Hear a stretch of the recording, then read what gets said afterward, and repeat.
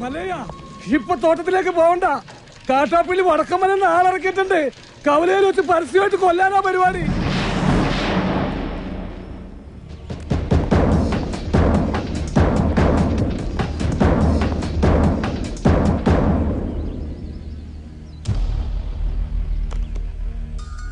തോട്ടത്തിലേക്കല്ല, കവലയിലേക്കാ പോകുന്നത്.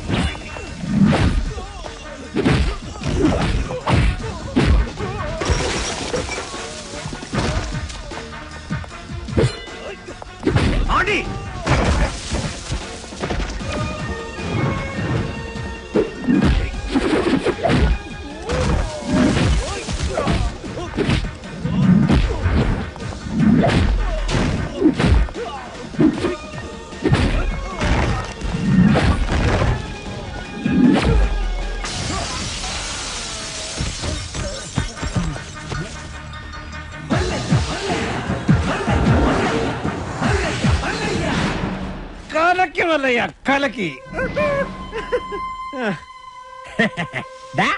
കാട്ടാപ്പള്ളി, എടാ നീ ആണാണെങ്കിൽ ഇറങ്ങി വാടാ. ഇപ്പൊ അങ്ങോട്ട് പോണ്ട. എന്താ പോയാല്?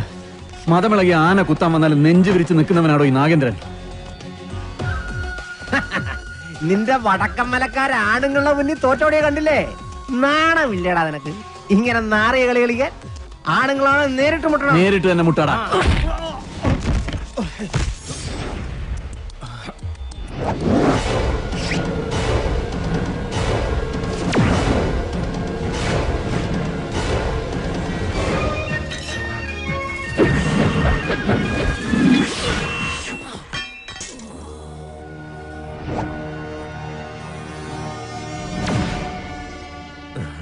ഇതിനെ നെഞ്ചിന് നേരെ എറിയാൻ അറിയാൻ മേലാഞ്ഞിട്ടല്ല, നിർത്തിക്കോ, ഇവിടെ വെച്ച് നിർത്തിക്കോ. ഇല്ലെങ്കിൽ ബയറുകീരി കോടലി പുറത്ത് വന്ന് അതിനെ പട്ടി തീട്ടിക്കും. നിൻകെ നൻപക്കെ ഗൊത്തില്ല, കാട്ടുപുളി നായിന്റെ പട്ടി മോനെ.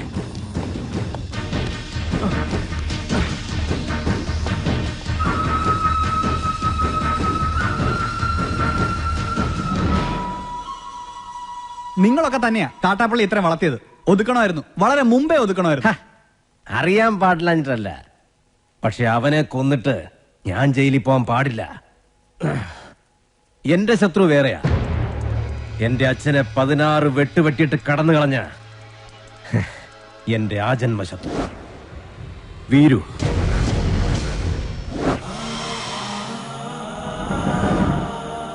അവനെ എനിക്ക് കൊല്ലേണ്ടത്.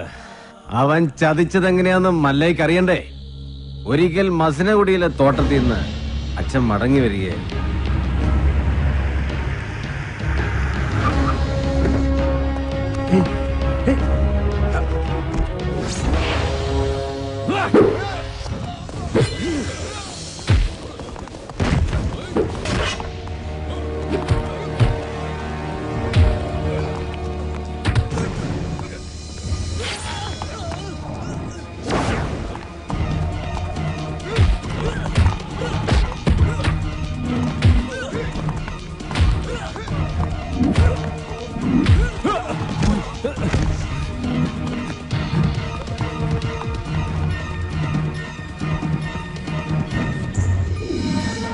ഇവന് കന്നഡ മാത്രമേ അറിയൂ, മലയാളം തീരെ അറിയില്ല. ആരും പോലും ഇല്ലാത്തവനാ. വീരുന്ന പേര്. ഒരു മകനെ പോലെ തന്നെയാ അച്ഛൻ അവനെ കൊണ്ടു നടന്നത്. ഒരു കൂടപ്പറപ്പിനെ കിട്ടിയെന്ന് ഞാനും കരുതി. പക്ഷേ അച്ഛനെ ആക്രമിച്ചവനെ ഒരിക്കൽ പോലീസ് പിടികൂടി. അവനിൽ നിന്ന് ഞെട്ടിപ്പിക്കുന്ന സത്യമാ ഈ ഗ്രാമം അറിഞ്ഞത്. വീരു അവന്റെ സംഘത്തിൽപ്പെട്ടവൻ തന്നെയായിരുന്നു. ഒരു സഹായിയെ പോലെ കടന്നുകൂടി വൻ കവർച്ച നടത്താനായിരുന്നു അവരുടെ പദ്ധതി. ഇത് അറിഞ്ഞതോടെ എന്റെ അച്ഛനെയും കുറുപ്പച്ഛനെയും ആക്രമിച്ച് പണം തട്ടിയെടുത്ത് അവൻ ഓടി. പക്ഷെ അവൻ ചെന്നുപെട്ടത് ഞങ്ങളുടെ ആശ്രിതനായ വടിവാള് വാസുന്റെ മുന്നിലാണ്.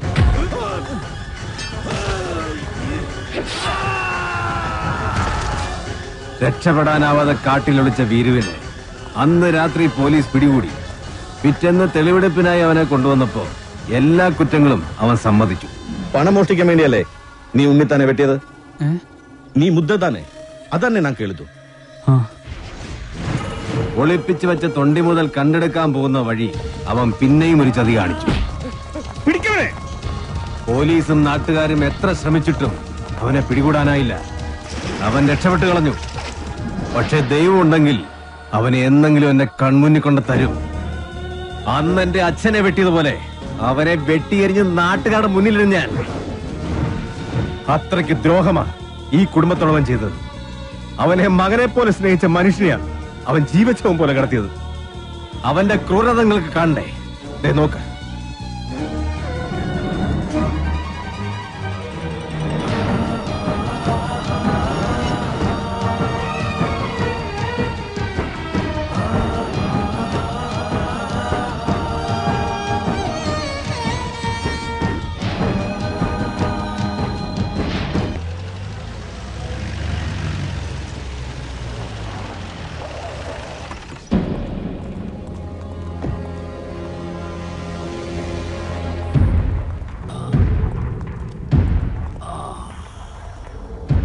അന്നേ ഞാൻ നിന്നോട് പറഞ്ഞതാ വേണ്ടാത്ത പണിക്ക് പോണ്ടാന്ന്.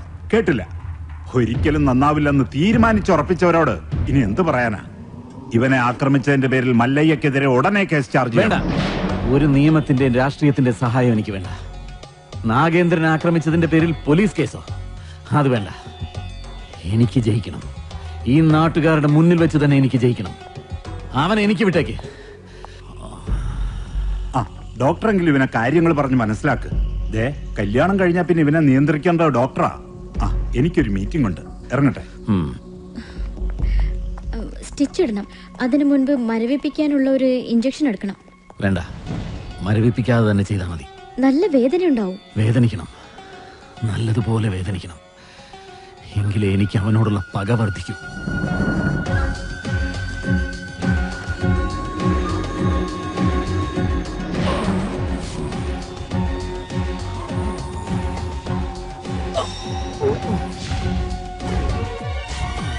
എന്ത് പറ്റിയതാ?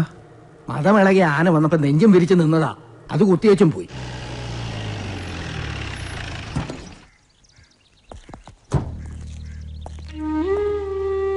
അണ്ണവരെ ഒന്ന് കാണാൻ. അതിനെന്താ, വരൂ. സംസാരിക്കാൻ പറയുന്നതൊക്കെ മനസ്സിലാവും, മറുപടിയൊക്കെ കണ്ണീരുകൊണ്ട. നമുക്ക് നല്ല ഡോക്ടർമാരെ ചികിത്സിക്കാൻ ഇനി ബാക്കിയൊന്നുമില്ല. പ്രത്യേകിച്ചൊന്നും ചെയ്യാനില്ലെന്ന് എല്ലാവരും പറയണേ. ഞാൻ ചായ എടുക്കാം.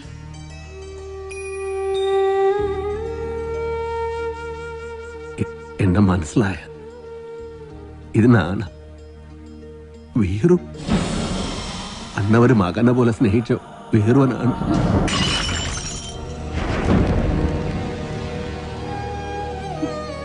എന്തിനാ വീണ്ടും വന്നത്? അവശേഷിച്ച ജീവൻ കൂടി എടുക്കാനോ? നിന്നെ ഒരുപാട് സ്നേഹിച്ച മനുഷ്യനോട് എന്തിനു നീ ചതി ചെയ്തു? എല്ലാരും കൂടെ എന്നെ நான் செய்திட்டில்ல எனக்கு இவர் பகவான் மாதிரி ഭഗവാൻ ആരെങ്കിലും ഉപദ്രവിക്കുമോ? എന്നെ വിശ്വസിക്കണം, അമ്മയെങ്കിലും എന്നെ വിശ്വസിക്കണം.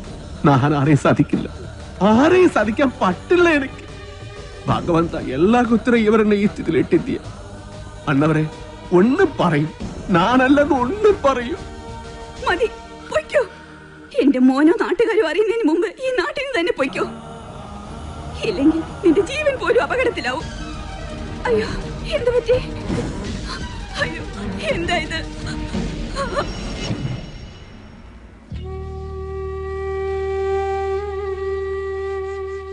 ഇതൊരു പ്രോഗ്രസ് ആയിട്ട് കണ്ടാൽ മതി. എന്തെങ്കിലും കേൾക്കുമ്പോഴും കാണുമ്പോഴും ഒക്കെ റിയാക്ട് ചെയ്യുന്നത് നല്ല ലക്ഷണമാണ്. നമുക്ക് നോക്കാം. മല്ലയെ സംസാരിച്ചപ്പോ അച്ഛൻ എന്തെങ്കിലും തിരിച്ചു പറയാൻ ശ്രമിച്ചതായിരിക്കാം. വോക്കൽ കോഡ് ഡാമേജ് ആയതുകൊണ്ട് വല്ലാതെ സ്ട്രെയിൻ വന്നു കാണും. ഞാൻ എല്ലാ ചന്ദ്രമോഹനോട് പറയാൻ പോകുക. വേണ്ട, ഞാൻ വിശ്വസിച്ച പോലെ അവനെല്ലാം വിശ്വസിക്കണമെന്നില്ല. എല്ലാ സത്യം അറിയണ ആളാ. അകത്ത് സംസാരിക്കാൻ കളിയാതെ കിടക്കണം. അന്ന് മലയാളം അറിയാതെ നൻകെ എന്ത് പറഞ്ഞു എന്ത് ചെയ്തു അറിയില്ല, ആരെന്നെ സാധിച്ചു അറിയില്ല. അതുകൊണ്ട് തന്നെയാ ചന്ദ്രമോഹൻ ഒന്നും അറിയണ്ടെന്ന് പറഞ്ഞത്. മല്ലയെ എന്ത് പറഞ്ഞപ്പോഴാ അച്ഛൻ റിയാക്ട് ചെയ്തത്?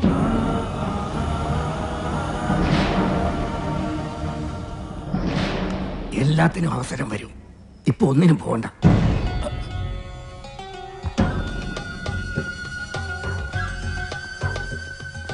പാമ്പിനെയാ നീ നോവിച്ചു വിട്ടത്, സൂക്ഷിച്ചോ. എല്ലാറ്റിനും കടുക് കീറി കണക്ക് തീർക്കുന്ന ഒരു ദിവസം വരും. അന്നേ നമ്മൾ തമ്മിൽ കാണും. ഇപ്പൊ ബയർ മാത്രമേ കീറിയുള്ളൂ. വേഗം പൊയ്ക്കോ, ഇല്ലാന്ത്രേ മൊത്തം വലിച്ചു കീറും. കാണാം, നമുക്ക് കാണാം.